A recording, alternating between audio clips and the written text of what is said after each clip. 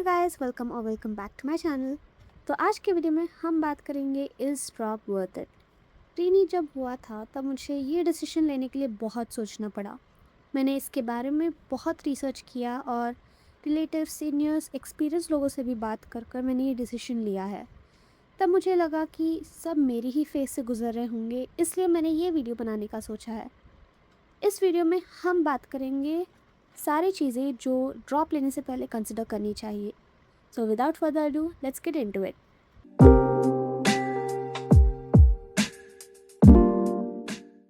बहुत सारे aspirants multiple reasons के लिए ड्रॉप लेते हैं और इनमें 6 मेजर रीजंस हैं। Passion, not knowing other fields, income and respect, job security, parental pressure and influence. अब मैं एक एक रीज़न को अच्छे से समझाती हूँ। पहला है पैशन। अगर आपको डॉक्टर ही बनना है या सर्जन ही बनना है और आप इसके लिए कितने भी ड्रॉप्स लेने के लिए तैयार हो और आपका फाइनेंशियल स्टेटस भी इसको सपोर्ट करता है, then drop would be worth it for you. लेकिन इसके लिए बहुत सारे लोग 4 से 5 साल लगा देते हैं। अगर आपकी उतनी अच्छी फाइनेंशियल कंडीशन नहीं है, then you have to ask yourself, क्या मेरे पास MBBS सीट मिलने के चांसेस हैं? क्योंकि खुद को हमसे ज़्यादा कोई और समझ ही नहीं सकता। अगर आपको लगता है कि आपको मिल सकता है, then you should go for it, ताकि आप बाद में रिग्रेट ना करें। दूसरा reason, not knowing other fields.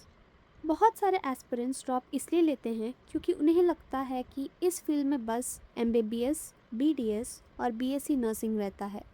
इनके सिवा बहुत सारे अदर फील्ड्स हैं जो आप परस्यू कर सकते हैं विदाउट नीट। मैं आपको इनमें से कुछ वेल नोन फील्ड्स बताती हूँ।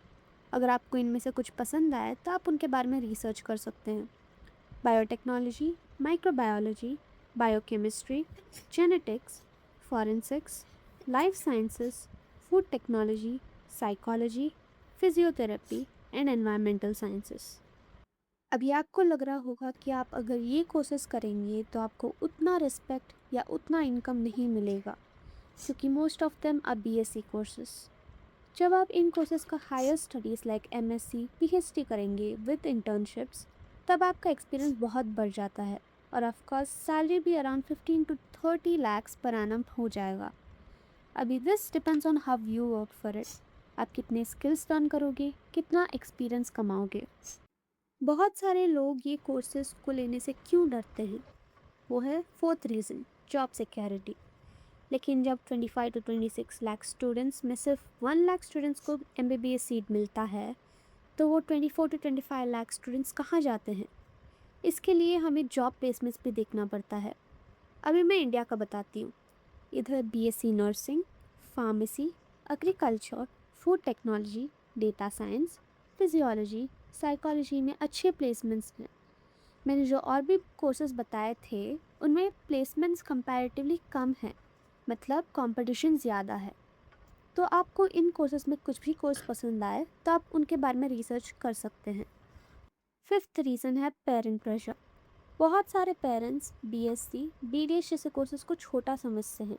अगर आपको उनमें इंटरेस्ट है तो आप उनके बारे में रिसर्च करें और पेरेंट्स को समझाएं कि जब हम ड्रॉप लेते हैं तब हम जो फेस रीनीट में एक्सपीरियंस किया है वही फेस वापस एक्सपीरियंस करेंगे। So if you are not ready to face it again, drop isn't worth it. अभी last but definitely not the least reason, influence. आप मुझसे भी इन्फ्लुएंस हो सकते हैं या आपके दोस्तों से भी इन्फ्लुएंस हो सकते हैं। इससे आप ड्रॉप ले भी सकते हैं या छोड़ भी सकते हैं। ये फ़ैसला सिर्फ आप पर निर्भर करता है। और आप जो भी फैसला ले, think of each and every step that you will be taking to pursue the career until you get settled और सिक्योर्ड। अगर आपको वो ठीक लगे देन गो विथ इट। अगर आपको डाउट्स आने लगे देन आपको सोचने के लिए थोड़ा और टाइम लेना चाहिए। लास्टली मैं ये बताना चाहती हूँ, ये मैंने ऑलमोस्ट सारे ड्रॉपर्स के मुंह से सुना है कि financial conditions, motivation and efforts, ये सारे कंट्रीब्यूटिंग फैक्टर्स हैं। बस इतना ही था। आई होप ये वीडियो आपकी थोड़ी सी भी मदद की हो। आपके ओपिनियंस ज़रूर कमेंट्स में लिखना and wishing you all the very best for whatever path you choose. और ऐसे कंटेंट के लिए do like, share and subscribe my channel.